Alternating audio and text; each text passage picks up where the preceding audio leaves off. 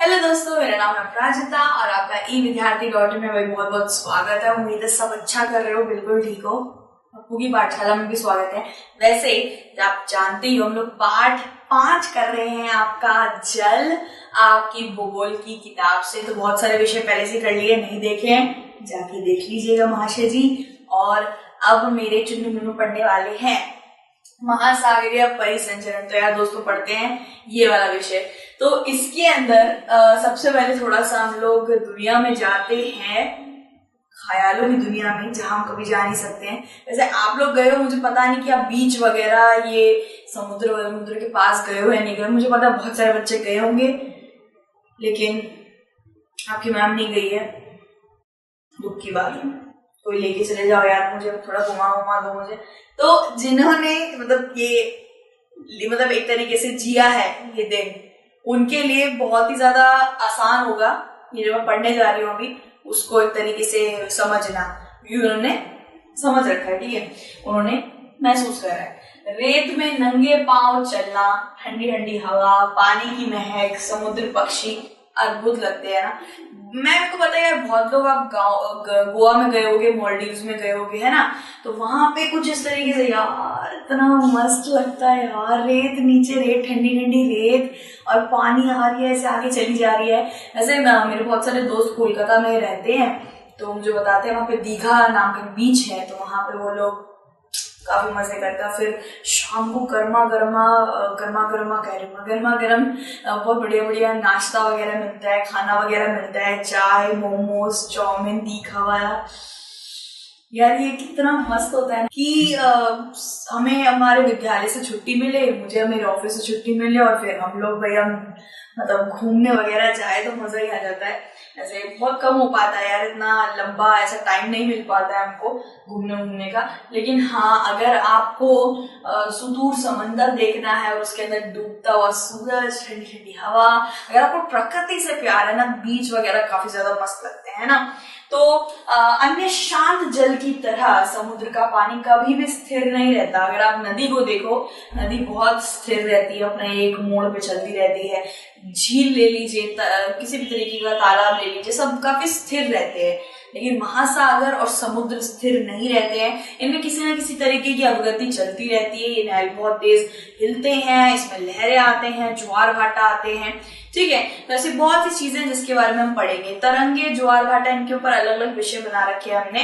तो महासागरों में समाप्त होने वाले प्रमुख जल निकाय, इसका मतलब यह है कि बड़ी बड़ी नदियां, बड़े बड़े झरने, सब कुछ महासागरों में जाकर ही क्या होते हैं, समाप्त होते हैं, है ना। तो शायद भूगोल की किताब से आपका था, हमने डेल्टा पढ़ा था, बहुत सारी चीजें पढ़ी थी ना, उसके अंदर आपने देखा था ना कैसे करके नदी समुद्र में मिल जाती है। तो समुद्र या महासागर ये एकदम एक तरीके से अंतिम द्वार है सारे पानी का, ठीक है। ये सबसे सारे पानियों के स्रोतों से मिलाया जाए तो सबसे बड़ा पानी का स्रोत इसको पूरे के पूरे पृथ्वी में माना जाता है। और महासागर और समुद्रों में सबसे ज्यादा पानी रहता है, समुद्रों से ज्यादा महासागर में रहता है। समुद्र यानी कि सी, और महासागर यानी कि ओशन।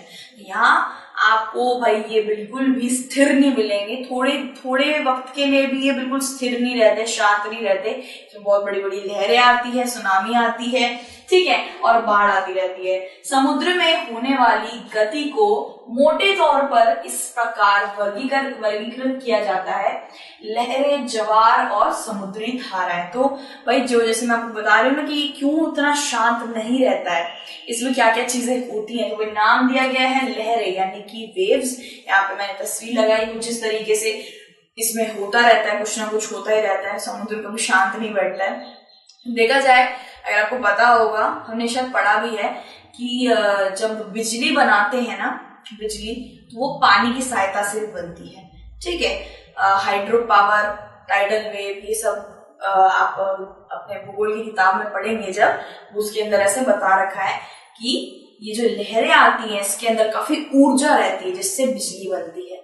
तो ये ऊर्जा हमको चाहिए। ऐसा नहीं यार, ऐसा हम नहीं सोच सकते कि लहरें ना आए, घर ना उजाड़े, बाढ़ ना आए। देखो वो तो आएगी और उसकी हमें जरूरत भी है, ठीक है। अगर आप सोचते हो कि सिर्फ और सिर्फ पृथ्वी के अंदर जो बिजली बनाई जाती है वो खंभों से बनाई जाती है और कोई उसका स्रोत नहीं, तो फिर बिजली बहुत तरीके से बनाई जाती है, सूर्य की रोशनी से, पानी की ऊर्जा से, और नीचे जो ओटरे होते हैं, क्या कहते हैं उनको, छोटे छोटे ज्वालामुखी जैसे ओटरे होते हैं पानी के अंदर, उससे होता है।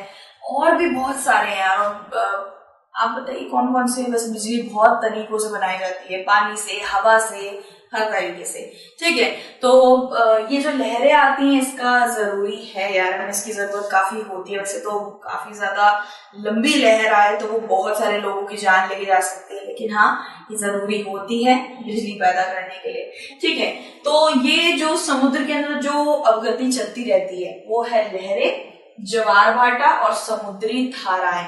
तो ये आप आगे पढ़ने वाले हो, समुद्री धाराएं, ज्वार भाटा, ये सब आप पढ़ोगे।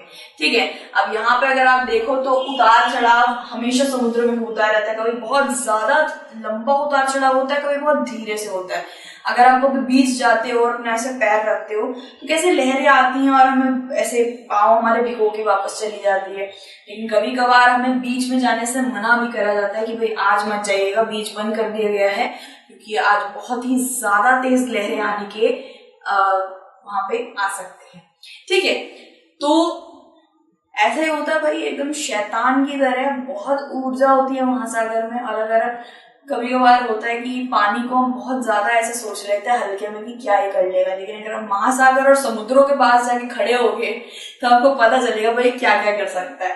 ठीक है। तो कुछ उतार चढ़ाव, ऐसे ऐसे लहरें बनती रहती है, ज्वार भाटा बनते रहते हैं। हमारे पास आप जानते हैं 3/4 पानी हमारे पृथ्वी के अंदर है। कहीं से गर्म पानी निकलता है, कहीं से ठंडा पानी निकलता है। इस तरीके से यहाँ पे महासागर के अंदर बहुत सारी चीजें हलचल होती रहती है, मतलब ये कभी शांत नहीं रहता है। और जो हलचल होती है उसको एक नाम दे दिया गया है, जैसे कि तरंगे, ज्वार भाटा और धाराएं।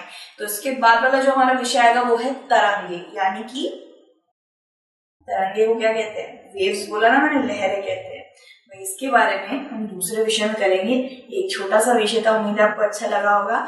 और देखते हैं भाई ये शैतान और क्या क्या करता है। शैतान मतलब ये पानी का शैतान क्या क्या करता है। भाई पानी को मैंने जरा हल्के में लिया था, लेकिन ये सब चीजें जो होती है अब पता चल रहा है। तरंगे, ज्वार भाटा कैसे बनते हैं, क्यों बनते हैं, सब दूसरे विषय में जानेंगे। बाकी यार थोड़ा सा कठिन होगा, लेकिन मैं हूं ना आपके साथ, तो किस बात की परेशानी। ठीक है। तो कुछ खा पी लो बढ़िया से। ठीक है। और वापस आके विषय देख लेना। अपना ध्यान रखना और be positive. God bless you. Take care. Bye.